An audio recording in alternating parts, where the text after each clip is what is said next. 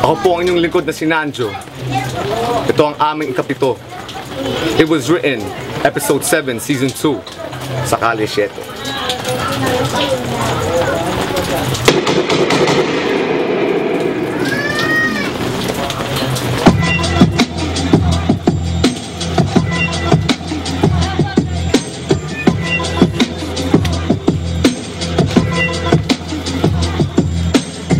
I does what I want, I triangles, new ideas. Number 7, triangles, an eyeball, anger, anguish, looking for an answer, ambitious, anxious. I assume stuff to assure my assumptions. I done things, dumb things, some things never change. Done, I stays doing me, he's that's the one thing that stays the same. Similarly in the same matter, a great rapper, I get fatter, lose weight the day after. I does things that you don't do. I do's this, you do's what you supposed to. Scrutinizing the God is a sin, that's what think all about. Don't bother with him. You don't want a problem with a monster. Nah, going against Jayhan is even harder to win. Balik sa kalye, maghapon na nasa biyahe. Alas 7 umatake, puta pete ang putahe. Sino ang may sabi na wala na si Mike Olavi at di na niya kayang sumali sa mga magaling na dumami? Sa halip na hinabol ko masuntok ang bituin, sinipa ko ang araw at sinampal ang bituin. Hiniling ko to sa Diyos, huwag akong biguin. Kung si Vic naging boss niya ay kaya ko rin. Malamang, para to sa may mga balak bumitaw, sa mga samahang panghabang buhay, mga utak na naligaw. Sa ilalim ng tawa ng ngipin ko na dilaw, ay hindi lang kasing talas ng sibat ng ipugaw. Sa isang salita, milyones na nagawa. Sa mga mahinang banta ng ugaling talangka, ako'y naging bangka sa lumalim na baha. Mapahiya naman sana sila, aminin kong lalaki ka. Ang bag ko sa larong ito ay sobrang dumami na. Respeto kong nakuha ay hindi ko hiningi. Ito ay aking nahawakan kasi pinaghirapan.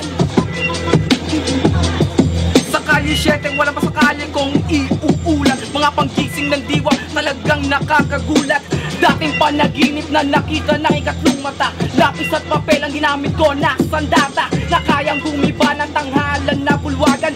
Lalong tumitibay pag ako'y sinusugatan. Nag-aasahang letra, kayang-kayang tumunaw. Mike Sweet, Jonan at si Puting Kalabaw. Konektado, mas mainit pa sa hinigop ng sabaw. Bagong hasa na panulat, madalim pa sa punyal. Ako yung bagong basbas na may suot ng panyal. Saklaw ng katalinuhan ng isang mandirigma, pero may asal kaya na kayang-kayang idura. Batang ninulat upang lumika ng hulog at kidlat. Rebeleng tinig sa utak, iiwan ng bilat.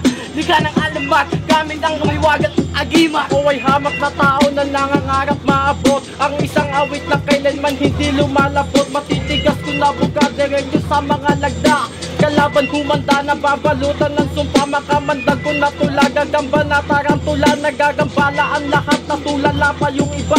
Di na pwedeng itakwil pag ako na ang katapat. Delikado kan lumaban sa katulad kong payat. Magsusulak pa rin kahit na uubusan ng tinta. Ako yung bagong makata na di mo kayang ipinta. Sa kaderno lalagay ko ang lahat ng pampintas. Babaliin lang kita, tatapon na parang puntas. Sumakay na parang nasa aeroplanong mataas. Sumabay sa mga plano na hindi na mapigtas. It was written nga kasi, kaya mo bang sabayan? Utak at nagali ko lang di mo kayang pantayan. Ako ang pinuno ng gremilyo, na engkanto ni Prutasio, rebellion filibustero na ginagawa ni Kapitan Tiago upang magbigay puso sa kultura ay lumahok.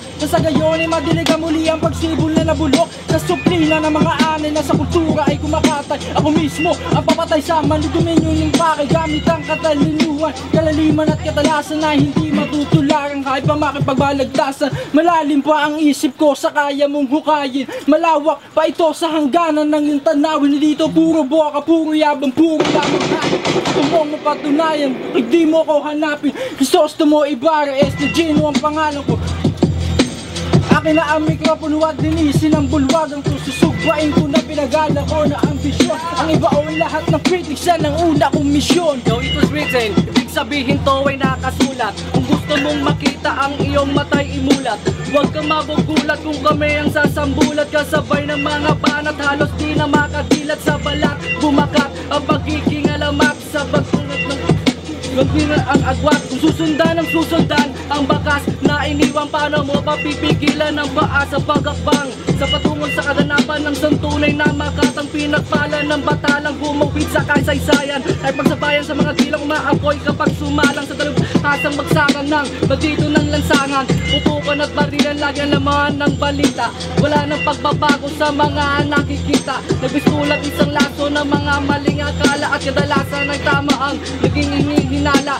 Wala nang kalunasan ng sistema sa Pinas, wala na rin takas sa dahas na dinadanas. Paano mo ba makukuha ang basbas ng itaan kung alam das na binabagtas ay ang daanan palabas? Yeah.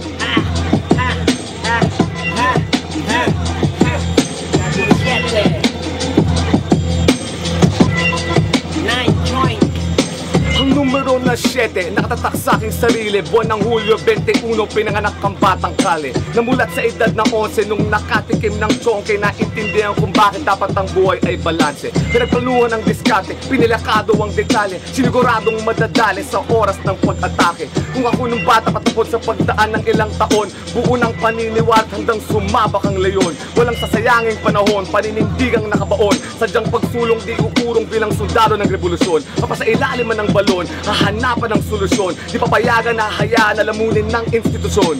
Alamin ang posisyon kundi sang-ayon sa bulong, pilit-piliin sundin ng sariling daloy ng dunong. Inilatag ang bugtong may bagong siglong karugtong, galing sa etniko na Indio na may hiwaga sa pampitong numero. Kalye 7. Kalye 7, Episode 7, Season 2, alas 7, 7 tao, 7 days a week. Mag-ingay, mag-ingay, mag-ingay, mag-ingay. May pabigol kayo, Jason. Yeah! Mixtape, lalabas, Rebel Rap Music, Kalye 7, Mag-ingay. Lalabas namin October 27. 27, may 7 pa rin, kahit pa paano. Sama po namin lahat talaga ng Kalye 7, sana supportahan nyo kami. Pati yung mga talangka, sumuporta na rin kayo, kahit na gaano pa kalaki yung mga panipit ninyo, hindi nyo kayang ilubog yung aming bangka. Balik sa Sunugan sa Kalye, abangan nyo yung Sunugan sa Kalye uploads, Episode 4 ng The Zaito Show. At marami pang kalokohan. Sunugan, umaraw man o umulan. Pamamahalan, kapayapaan, respeto at kalayaan. Peace! West! So this way, don't even go without that.